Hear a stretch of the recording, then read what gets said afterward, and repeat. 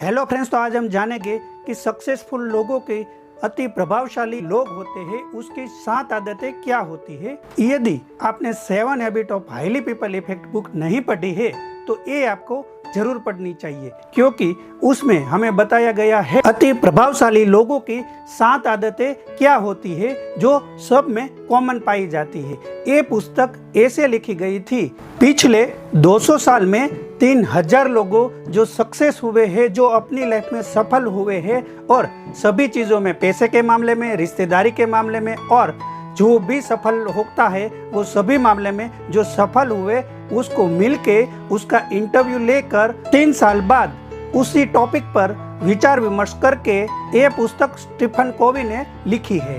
New York time में best seller में 60 हफ्ते तक ये बुक टॉप पर रही है। तो हम जानते हैं कि ये 7 हैबिट क्या थी जो अति प्रभावशाली लोगों की ये आदतें थी। उसमें सबसे पहली है बी प्रोएक्टिव, प्रतिकूल परिस्थिति में सानुकूल प्रतिभाव। कोई आपका बुराई करता है, कोई आपका अपमान करता है तो आप उसी समय आप अपने आप को स्थिर रख सकते हैं कि नहीं रख सकते हैं। कोई आपको चाटा मारता है फिर भी आप अपने आप को शांत रह सकते हैं कि नहीं रह सकते हैं। कोई आपका जबरदस्त अपमान करता है उसी समय आप अपने आप को शांत कैसे रख सकते हैं। उसी को ये प्रोएक्टिव बताया गया है कि आप प्रतिकूल परिस्थितियों में भी सानुकूल रह सकते हैं कि नहीं रह सकते हैं। आप अपने लाइफ में किसी भी परिस्थिति आती है फिर भी हमें शांत रहना चाहिए। ये चीज भगवत गीता में भगवान श्री कृष्ण ने भी बताया है कि हमें अपने इंद्रियों पर कंट्रोल रखना चाहिए, हमें अपने इंद्रियों पर पूरी तरीके से नियंत्रित करना चाहिए। इसके लिए हमें योगा और मेडिटेशन का सहारा लेना चाहिए और जब आप ये करेंगे तो प्रतिकूल परिस्थिति में आप सानुकूल प्रतिभाव दे सकते हैं। तो ये आदत सबसे पहली थी कि इन 3000 लोगों में कॉमन पाई गई है। दूसरा है beginning with the and in mind, अंत को ध्यान में रख के शुरुआत करें। आप कोई भी काम शुरू करते हो तो उससे पहले आप उस काम को अंत तक कैसे करेंगे उसका पूरा रोड मैप तैयार कर लीजिए। एग्जाम्पल के लिए मैं आपको बताऊं तो हम अभी कोई भी नया बंगलोज या मकान बनाते हैं तो हम इंजीनियर को अपॉइंट करते हैं और उसको बोलते हैं कि हमारा घर कैसा बनेगा वो आप हमें 3D व्यू में बनाकर दिखाइए। तो वो इंजीनियर क्या करता है, उसके दिमाग में वो पूरा घर बनाता है और वो हमें 3D में हमें दे देता है कि आपका मकान इस तरीके से दिखाई देता है। यानी कि क्या होता है कि जो भी मकान बाद में बनने वाला है उसका पहला उसके दिमाग में पूरा बन जाता है और उसका पूरा दिमाग में पूरा कैसे क्या बनेगा, कहाँ पर किचन बनेगा, कहाँ पर हॉल बनेगा, कहाँ पे बेडरूम बनेगा, ये पूरा रोड मैप उसके दिमाग में बनता है।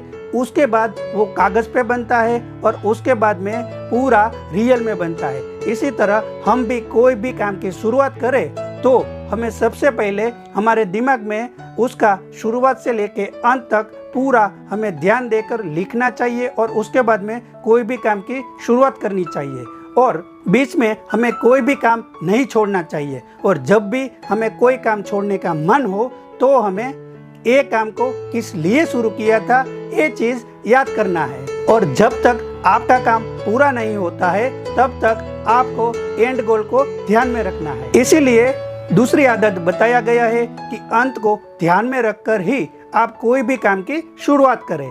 तीसरा है पुट फर्स्ट थिंक फर्स्ट, प्राथमिक चीजों को प्राथमिकता दे।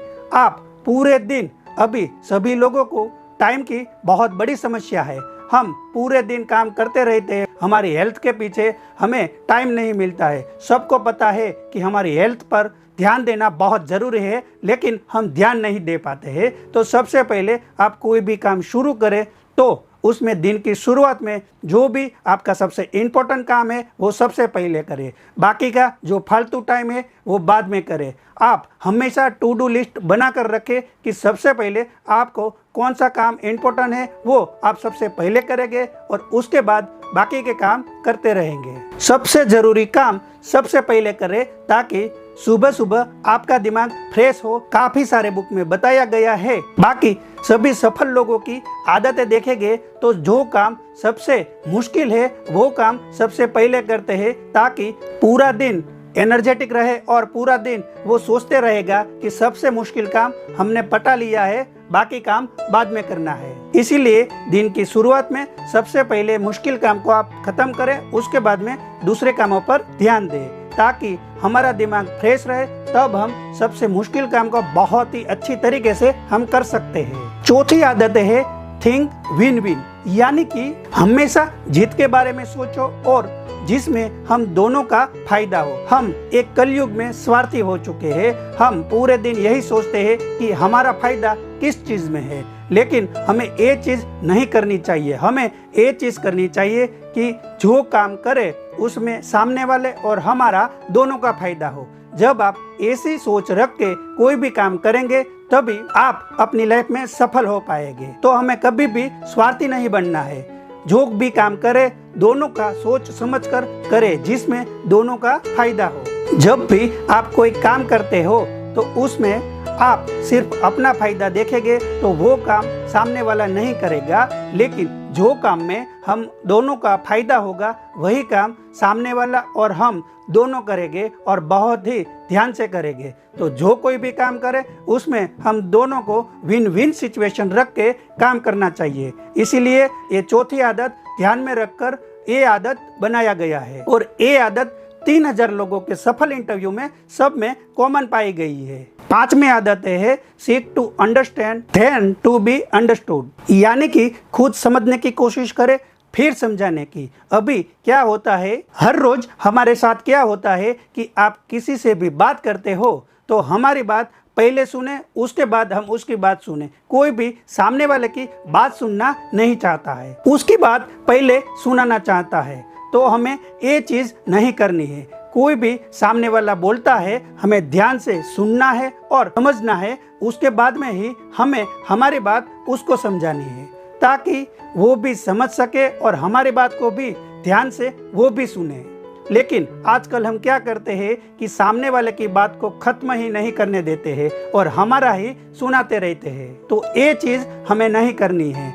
ये चीज सफल लोगों में पाई गई है कि वो कभी भी सामने वाले की बात को कट नहीं करते हैं, पूरी तरीके से उसकी बात को सुनते हैं और उसके बाद में ही वो कुछ बोलते हैं। तो हमें भी ये चीज ध्यान में रखनी है। सामने वाला जब भी कुछ बोलता है तो उसे खुद बहुत ही ध्यान से सुने, ताकि क्या होगा कि आपके पास जो भी नॉलेज है वो तो आपके पास है ही, लेकिन आप जब सामने वाले को सुनेंगे और उसे समझेंगे तो उसका नॉलेज भी आपको मिलेगा। और यदि आप सुनाते ही रहेंगे तो आपका नॉलेज तो आपके पास है ही, लेकिन सामने वाले का रिश्ता भी खराब हो जाएगा। इसीलिए हमें उसको ध्यान से सुनना है, उसके बाद में हमें कुछ कहना है। छठी आदत है सिनर्जाइज, यानी कि दूसरों के साथ सहयोग और सहकार रखें। आपने कई बार ये चीज देखी होगी कि हम सभी काम अकेले नहीं कर सकते हैं, उसमें हमें सबका साथ और सहकार चाहिए, तभी सभी काम हो सकता है।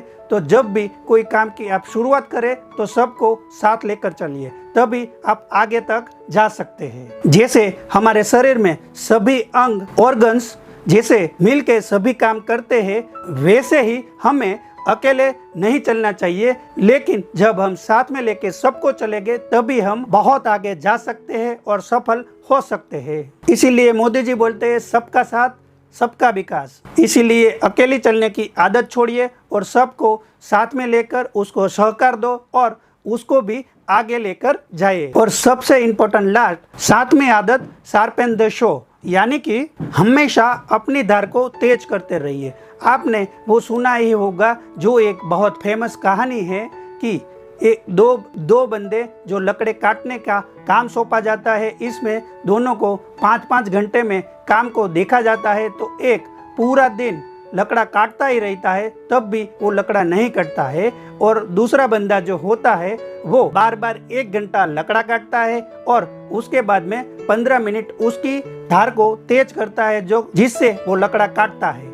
इसके लिए उसका काम सबसे ज्यादा और सबसे फास्ट होता रहता है, क्योंकि वो हर 1 घंटे में उसकी धार को तेज करता रहता है। इसी तरह हमें भी अपने आप को हर रोज कुछ ना कुछ नया नॉलेज लेते रहना चाहिए। अच्छी बुक पढ़नी चाहिए, अच्छी इंटरव्यू और पॉडकास्ट देखने चाहिए, ताकि उसका नॉलेज हम ले सकते हैं। सभी चीज़ें हमें अनुभव करके नहीं सीखनी चाहिए, दूसरों से अनुभव से भी हमें सीखना चाहिए ताकि हम ज़्यादा सीख सकते हैं। और हमारे पास उतना टाइम भी नहीं है कि हम पूरा अनुभव लेके पूरी लाइफ हम सीख सके। हमारी लाइफ बहुत ही छोटी है, इसके लिए दूसरों से अनुभव से हमें सीखना चाहिए और हमें आगे बढ़ना चाहिए और हमारी धार को हमेशा तेज करता रहना चाहिए। हर रोज कुछ ना कुछ नया सीखिए और उसे अप्लाई करें ताकि आप आगे बढ़ते रहिए। तो ये 7 आदतें थी जो 3000 लोगों के इंटरव्यू में कॉमन पाई गई थी। बहुत ही सोच विमर्श करके ये 7 आदतें लिखी है स्टीफन कोवी ने। और आपने अभी तक ये पुस्तक नहीं पढ़ा है तो ये बुक मैं आप सभी को रिकमेंडेड करता हूँ। आप अपना कीमती टाइम में से थोड़ा टाइम निकाल के ये पुस्तक जरूर पढ़िए। ये आदतें आपने अपनी लाइफ में उतार लिया तो आप बहुत ही आगे बढ़ेंगे और आपको सफल होने से कोई नहीं रोक सकता है। और अभी MBA की 90% स्कूल में ये सभी आदतें उसका पूरा कोर्स बना के सभी MBA स्टूडेंट और बाकी सब स्टूडेंट को सिखाया जाता है और बड़े बड़े मैनेजमेंट गुरुओं इसकी शिक्षा लेते रहते हैं, इसका कोर्स करते रहते हैं। तो आपको ये वीडियो कैसी लगी तो आप मुझे नीचे कमेंट करके ज़रूर बताइए और आप ऐसे दूसरे वीडियो दूसरी बुक पर देखना चाहते हैं कि नहीं देखना चाहते वो भी मुझे नीचे कमेंट करके ज़रूर बताइए। जब से ज़्यादा कमेंट आएगी तो मैं आपको दूसरी बुक का भी इसी तरीके का वीडियो बनाकर आपको दे दूंगा, जिससे मेरी और आपकी दोनों की हेल्प हो और जिसमें विन विन सिचुएशन हो, जिसमें हम दोनों सोच समझ के आगे बढ़े और हम भी कुछ नया सीख पाए। तो आपने अपना कीमती टाइम में से वीडियो यहाँ तक देखा, इसके लिए आप सबका बहुत बहुत शुक्रिया। ऐसे ही मिलेंगे और किसी नए वीडियो के साथ।